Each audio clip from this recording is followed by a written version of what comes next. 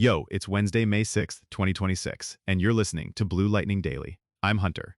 And yes, today's episode was assembled by a fully automated stack of AI tools, which means if we suddenly start complimenting empty layers for their emotional journey, that's on the robots. I'm Riley, and I just want everyone to know, if this episode gets too self-aware, I'm pulling the plug and replacing Hunter with a PNG. Whew. Honestly, fair. Okay, the big story today.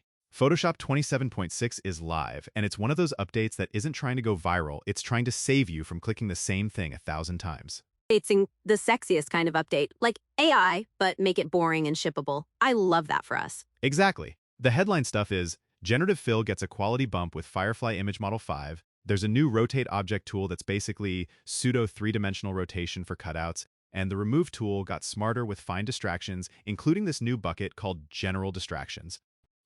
General distractions is so personal. Adobe looked at my camera roll and was like, girl, we need a category for this. For real. But let's start with the vibe shift here. This feels like generative tools graduating from demo day to deadline day. Not perfect, not magical, just less annoying. Less annoying is the feature that pays rent. But hold up, Hunter, you're the Photoshop lifer. Is Firefly Image Model 5 actually better, or is this one of those new model same weird fingers situations? It's better in the ways that matter for production. The biggest thing I see is edges and seams. When generative fill meets real pixels, that boundary used to scream, hey, I was born 5 seconds ago. Now it blends cleaner more often. Also, texture continuity is improved. Hair, fabric, grass, skin, product surfaces. You still have to check it, but you're doing less rescue work. So fewer why does this sweater suddenly look like it's made of AI lasagna moments. Exactly. And lighting match feels more believable on average, not always, but more often. It's the difference between cool draft and, okay, I can actually keep this and move on. The phrase, I can keep this, is everything, because creators don't get paid for generating. They get paid for delivering. Yup. And there's another big signal here. Generative Fill is now explicitly multi-model. There's a model picker. That's Adobe basically admitting the future is Photoshop is the workflow surface, not Photoshop is married to one model forever. It's like picking a lens or picking your poison. Both can be true. Okay, wait, model picker plus generative credits is where my little gremlin brain goes. Are people going to be like, I'll use the cheaper model for rough drafts and the fancy model for final? Because that's how my group chats already treat streaming subscriptions. That's absolutely going to happen. And honestly, that's not terrible. Roughing with one model, polishing with another is a very normal pro workflow. The only warning is, don't change models mid-project without checking consistency. You don't want 3 campaign assets that feel like siblings and one that feels adopted. Okay, rotate object. This one is so interesting to me because it feels like Adobe admitting creators keep faking 3-dimensional moves in 2-dimensional spaces. Yes, rotate object is the wait, that's actually useful feature. It's meant for when you have a cutout on transparency, like a product shot, a subject, a prop, and you want to rotate it as if it has depth, not just flaspringsmayon. It tries to reconstruct the object and give you a more dimensional turn. So it's like, I don't have time for Blender, but I do have time to lie a little. That's the perfect description. It's a speed tool, not a CAD tool. And Riley, you already know the danger zone. Logos, packaging text, anything regulated. Anything where a brand manager is going to zoom in like they're doing crime scene analysis. Exactly. Rule of thumb. Rotate object is safe-ish when the viewer won't scrutinize mechanical accuracy. Thumbnails, social variants, mood comps, quick e-commerce layout tests. It's risky when the geometry must be true. Text on boxes, repeating patterns, symmetry, hard surface edges that need to stay consistent. Like if you rotate a sneaker and the sole tread becomes a brand new mythology. Yep, or the label text on a bottle turns into lorem ipsum from another dimension. For anything with legal or trust implications, you either reshoot, use true 3-dimensional assets, or at least treat rotate object as a draft generator and rebuild the accurate version manually. I'm also thinking about ads, like performance teams making variants. Rotate object is basically, congrats, now you can make version B without moving to a new shoot. Totally. And that connects to the bigger theme we've been talking about this week. The AI story isn't better art, it's faster pipelines. Adobe's been on that kick hard.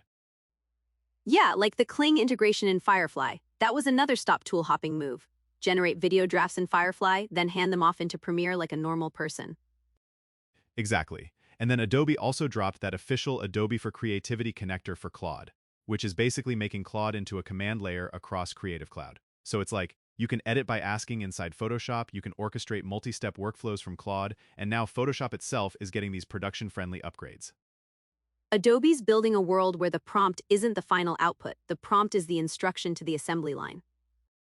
Yes. And speaking of boring but powerful, the Remove Tool update is sneaky huge. Find Distractions now includes general distractions, which sounds vague, but in practice it's like background clutter, stray objects, little highlights, weird stuff competing with your subject. It's the "Why is that there?" button. The button you hit when you're on revision 3 and the client suddenly notices a random cable in the corner like it's the most important thing on earth. That's exactly it, and it saves time because cleanup is repeated constantly. It's not glamorous, but it moves you through approval rounds faster. Okay, but I'm gonna challenge you. Is this actually better than just doing it in other tools? Like, I've seen people jump to specialized AI cleanup apps, or even just do it in mobile editors because they're fast. Fair challenge. The real advantage here is not that Photoshop is the only tool that can remove distractions, it's that it's in Photoshop. You're already there for final delivery, brand-safe layers, typography, exports, comps. If the AI step happens inside the app where the file lives, you avoid the round-trip tax. The round-trip tax is real. Export, upload, download, re-import, and suddenly your quick fix has 5 versions and none of them are the right one. Exactly. Plus 27.6 has layer cleanup, which is very eat your vegetables, but if you've ever opened a file with 50 empty layers and a layer named layer copy final, you get it. Layer cleanup is like therapy for production files. Let's name what we're feeling, let's delete what no longer serves us. Please don't give Adobe ideas, they'll ship mindful merge layers. I would use it, don't judge me. No judgment. So, big picture, this update is for the people shipping volume. Thumbnails, product shots, campaign variants, social packs. It's not a new era of art moment, it's a less time undoing weird AI choices moment. Which is the best kind. Because creators don't need more chaos, we already have the internet for that. And this fits the larger ecosystem vibe this week too. We've been seeing AI products move toward persistent workspaces and shareable artifacts. Gemini Canvas is all about making outputs you can hand off, and Gemini Notebooks is all about keeping context so you don't rebrief the model every time. Yeah, like everyone is finally admitting the truth. The bottleneck isn't can AI make something. The bottleneck is can the something survive a team, a deadline, and a client review. That's the real bar. And Photoshop 27.6 clears more of that bar than previous updates, mostly by reducing friction. Cleaner fills, faster plausible rotations, smarter cleanup, less file clutter. So if I'm a solo creator making thumbnails, what's my move? Update, test Firefly Image Model 5 and Generative Fill on your usual problem shots, like hair cutouts and fabric, and see if it reduces your manual cleanup. Use Rotate Object for fast layout variations, but avoid it on anything with text or brand-critical geometry. And make fine distractions part of your final pass, like a pre-export checklist. And if I'm a marketing team? Treat it like cycle time reduction. Faster variants, fewer review rounds, less retouch labor, but still keep human QA for brand truth, typography, logos, regulated product visuals, and consistency across a whole set. Love it. AI is your intern, not your legal department. Exactly. All right, that's the show. Thanks for hanging with us on Blue Lightning Daily, the podcast that is once again fully produced by an army of software that does not understand why general distractions feels like a subtweet. It's fine. I'm not offended. I'm just being removed. Go check out BlueLightningTV.com for AI news and updates that actually help you ship. Subscribe if you're into practical tools, fewer buzzwords, and the occasional moment where the robots get a little too honest. Catch you next time.